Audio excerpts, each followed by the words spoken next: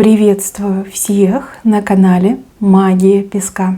Мои дорогие и любимые зрители, меня зовут Ольга, и сегодня для вас я сделаю отсыпочку на такую тему. Вам важное послание из будущего. Загадайте, пожалуйста, на себя и получите свое послание, что вы сами себе говорите из будущего. Я прошу высшие силы дать мне возможность ответить на все ваши вопросы и послать для вас только лишь самую важную, нужную и полезную информацию.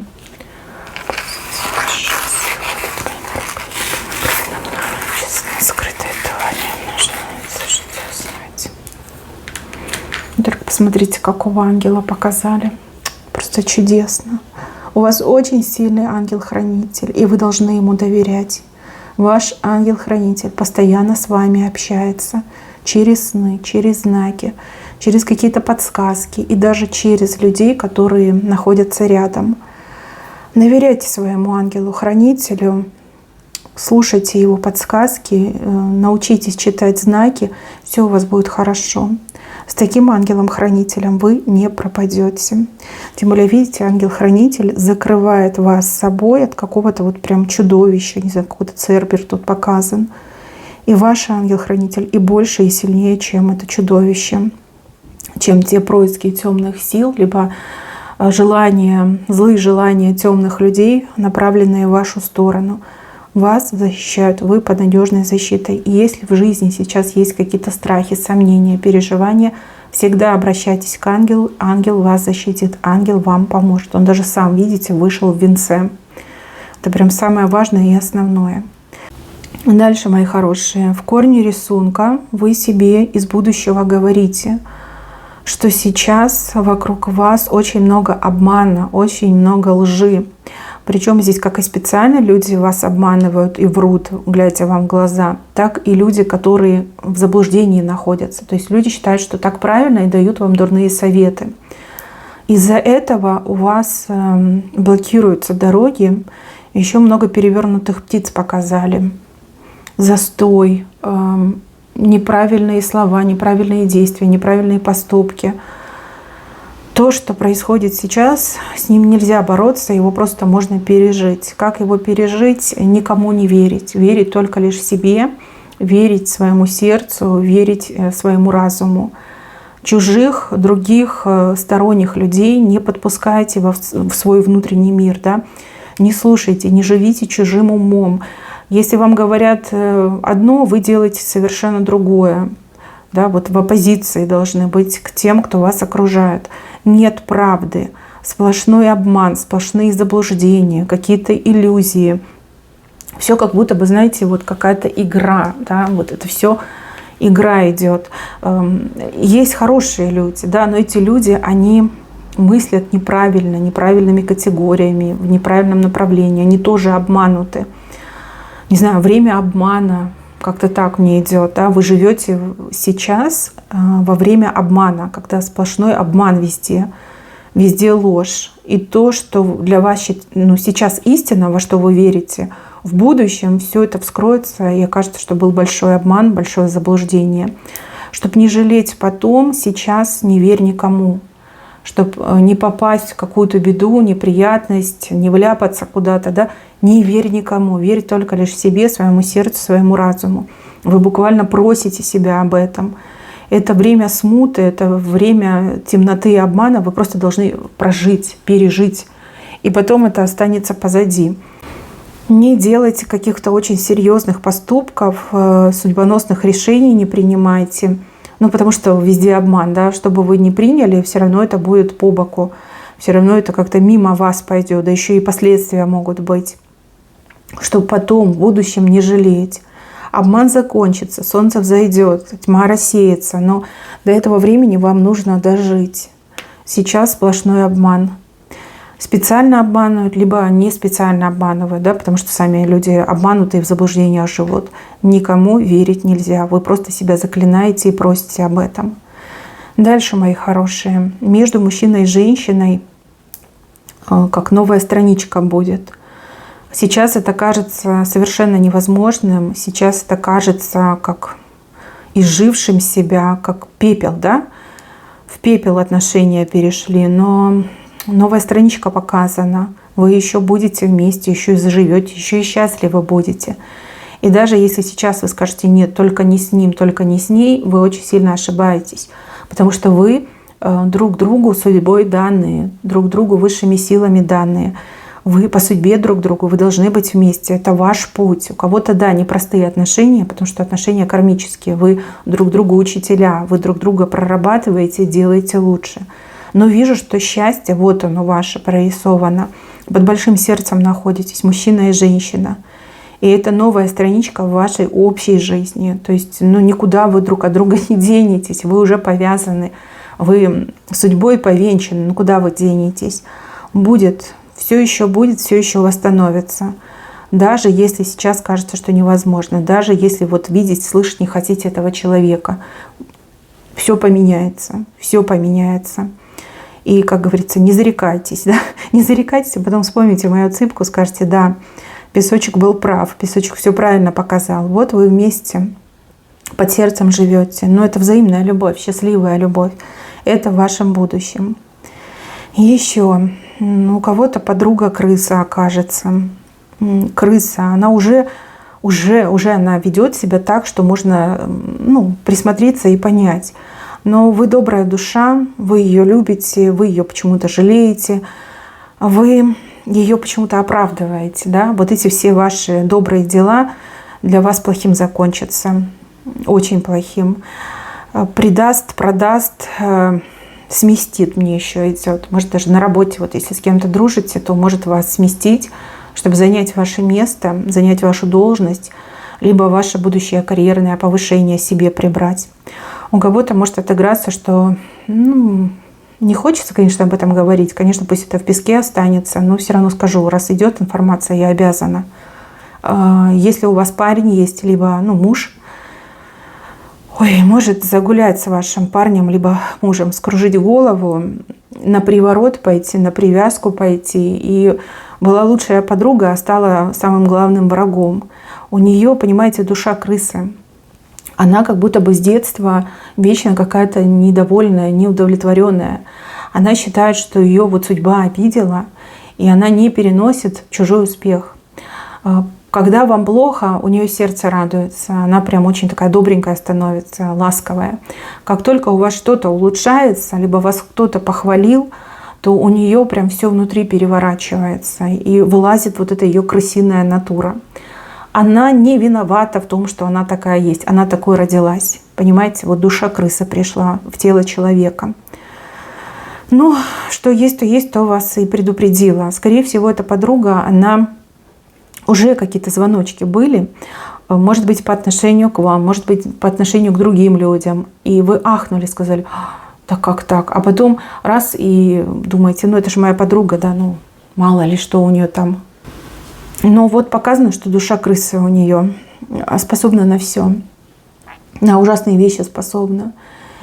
И это не значит, что вы должны терять своих подруг. Просто нужно быть поосторожнее, поаккуратнее, не делиться всем подряд, не делиться тем, что она может использовать против вас. Не вводите ее в свой дом, в свою семью не вводите. Не стоит оно того. Мужчина, переворачивайте на себя, потому что у кого-то друг с душой крысы. И тоже может на вашу невесту глаз положить. И этот человек не будет добиваться честным путем. Тут, скорее всего, будет приворот. Приворот либо привязка, понимаете? Либо вас подставит, скажет, что вы гуляете, с девчонками кувыркаетесь. Найдет, как вас оболгать, поверьте. Крыса может все. Поэтому будьте поаккуратней. Можете общаться постольку, да, близко к себе не подпускайте. Нет, нехороший это человек, нехороший. Тут даже, знаете, как-то на лице, на лице какие-то проступают черты крысы. Что-то есть такое крысиное в этом человеке. Дальше, мои милые, здесь курица сидит. Курица, такая, знаете, не быстрая. Она будет нести яйца, но со временем. Сейчас она еще не готова. Ей нужно больше времени сидеть на этом гнезде для того, чтобы снести яйцо. Вы, скорее всего, каким-то делом занимаетесь. давно занимаетесь, либо, ну, может, недавно начали заниматься, но у вас терпения не хватает. Вы вот смотрите на эту курицу и думаете, если вот сейчас яйцо не снесет, да, даю ей там 3 часа, да, 3 дня, то я ее, значит, в суп, да, хотя бы хоть что-то с нее получу. Но вы знаете, эта курица непростая, на золотые яйца нести умеет. И если вы ее в суп пустите, то понятно, что золотых яиц вы уже не увидите. А мало того, что эти яйца не простые, но золотые, так еще из этих золотых яиц такие же курицы вылупятся, которые тоже будут в будущем нести золотые яйца.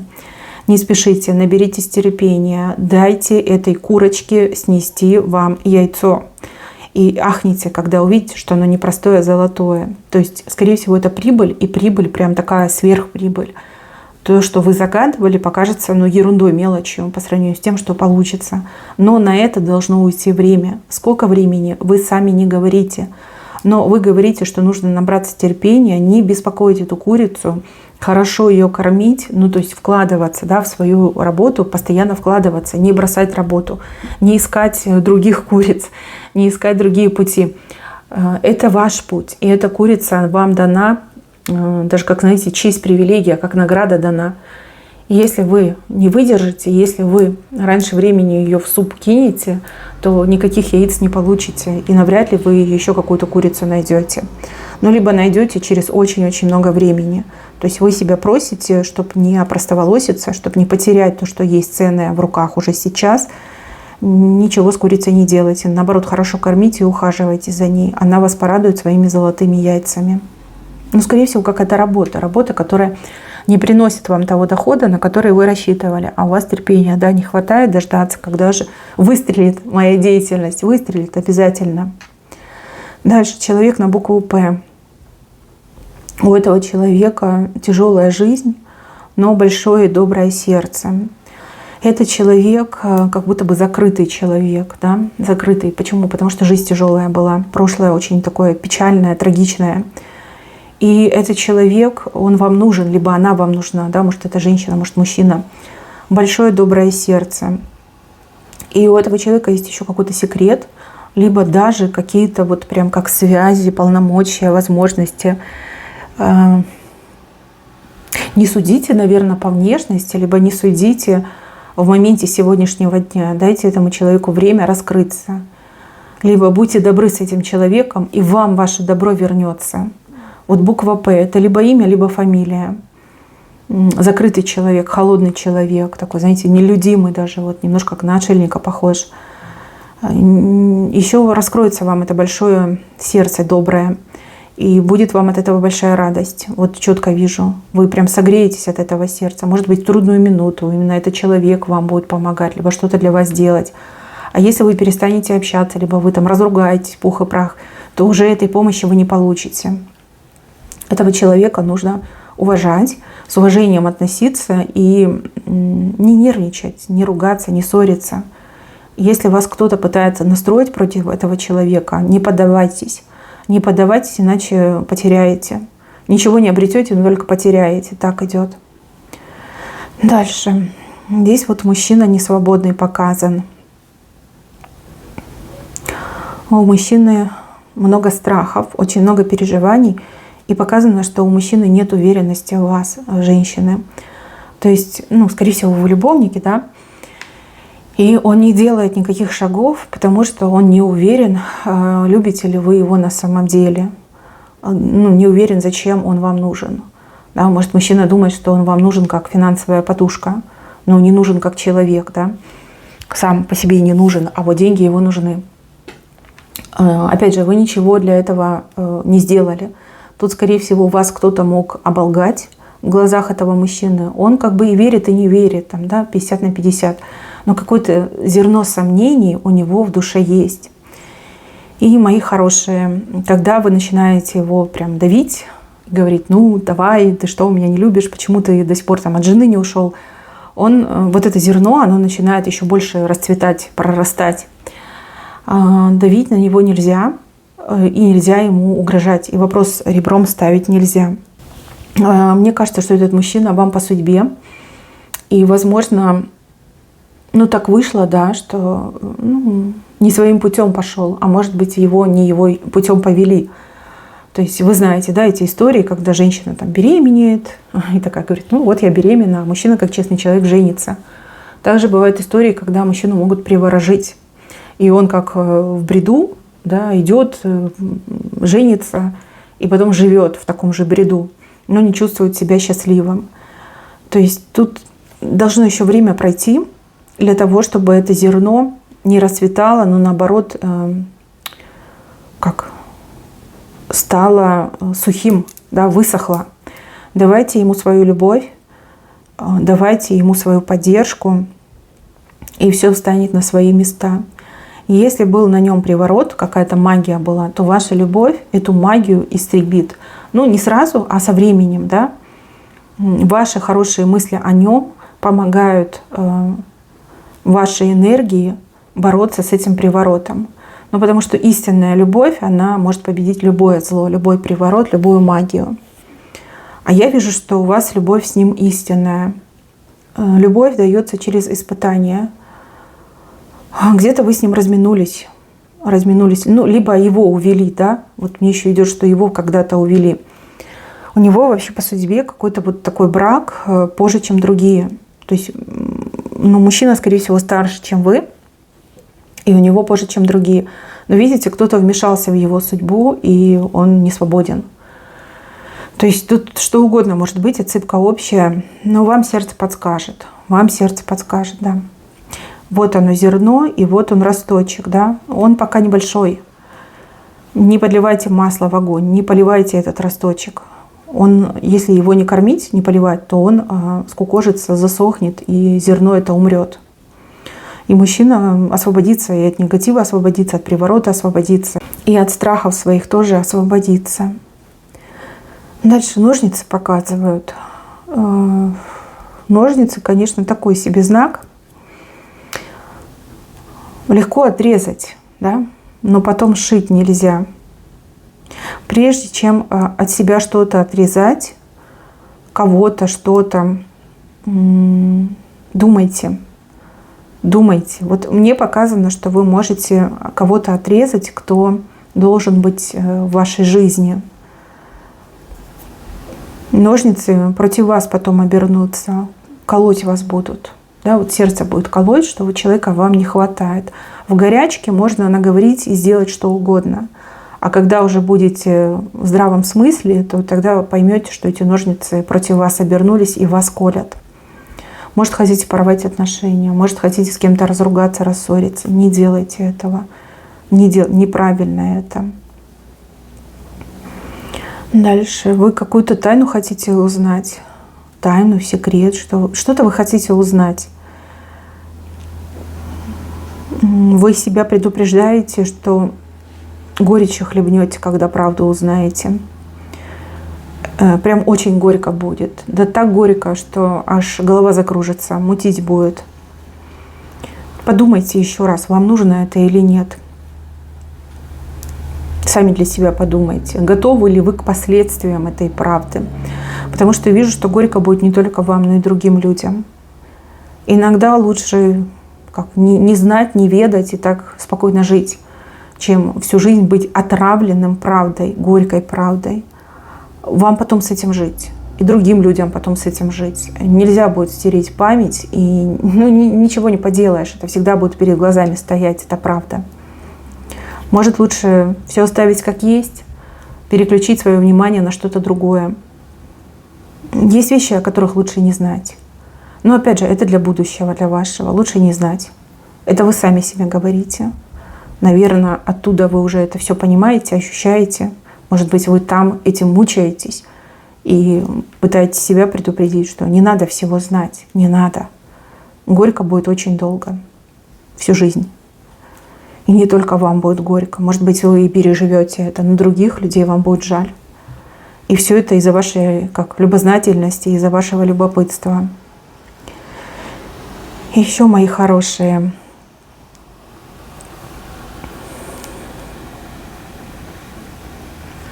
здесь какой-то дом показан.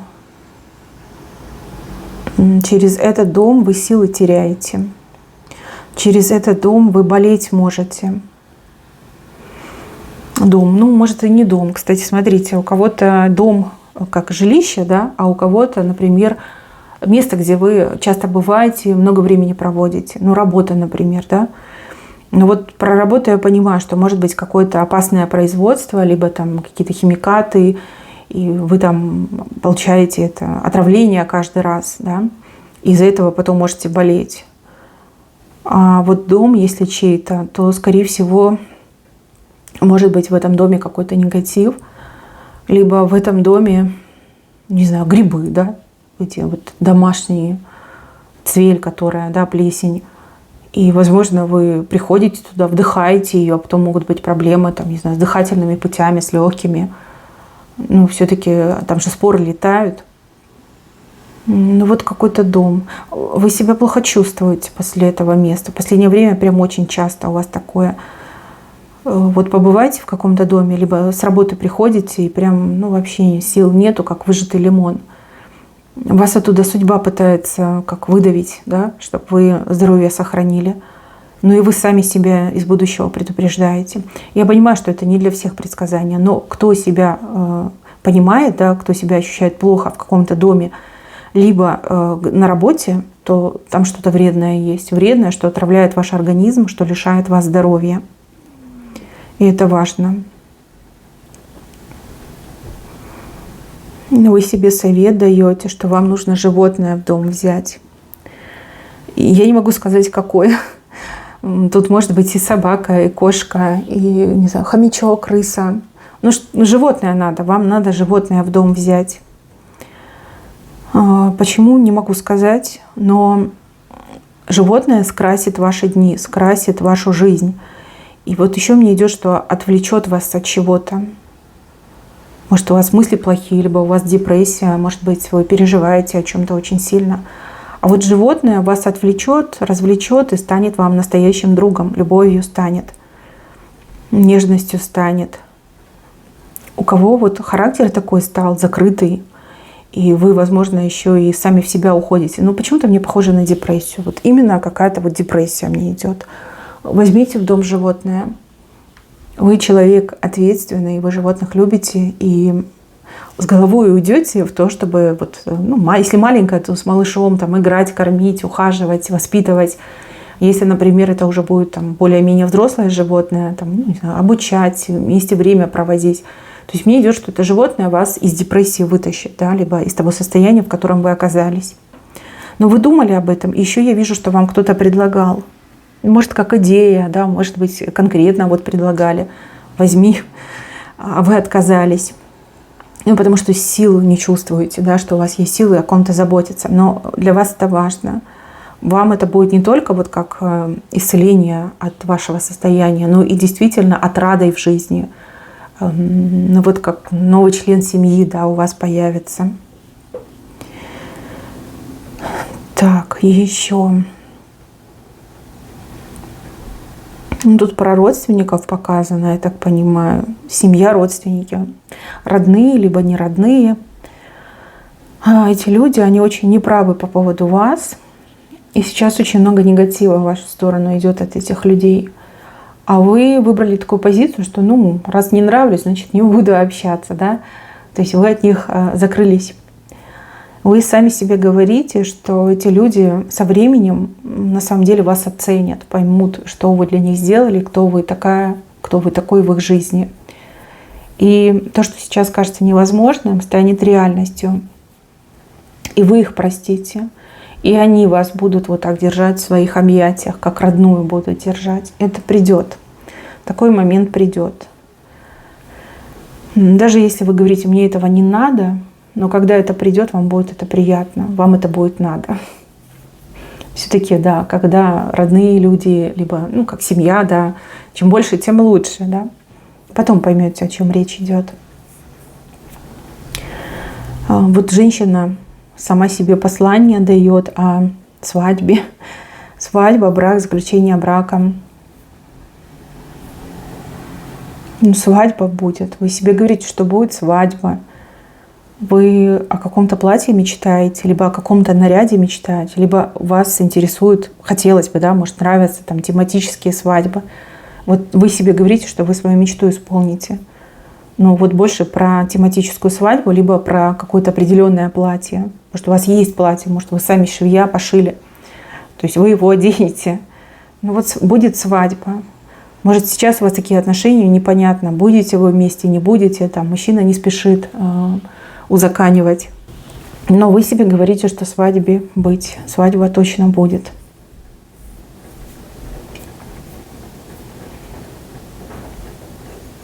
Вот тут даже время я вам скажу. Мне идет, что это 5-й месяц. 5-й месяц. В 5-й месяц придет какое-то очень важное вам письмо.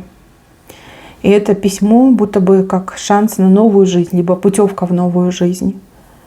Это, скорее всего, будет какое-то официальное письмо на таком титульном бланке, либо разрешение, либо приглашение, либо подтверждение даже может быть. Когда иссякнет надежда, когда придет принятие, да, вот смиритесь вы, скажете, нет, так нет, не будет, так не будет. Уже какие-то планы будете строить, вот тогда придет письмо. И мне идет, что это 5-й месяц. Письмо счастья, да, вас ждет письмо счастья. Вы долго не будете понимать, что это такое, но люди вокруг вас, которые вас знают, да, которые любят вас, просто будут с ума сходить от радости, понимая, что это за письмо. А до вас как-то не доходит. Вы такая, что вы так радуетесь? Пришло, что дальше? Как-то вот, знаете, мозг закрывается, не хочет понимать. Потом, да, у вас как позже радость приходит. Но письмо придет, показано. Так, мои хорошие, на этом у меня все. Берегите себя. Всем спасибо за внимание. Всем пока-пока.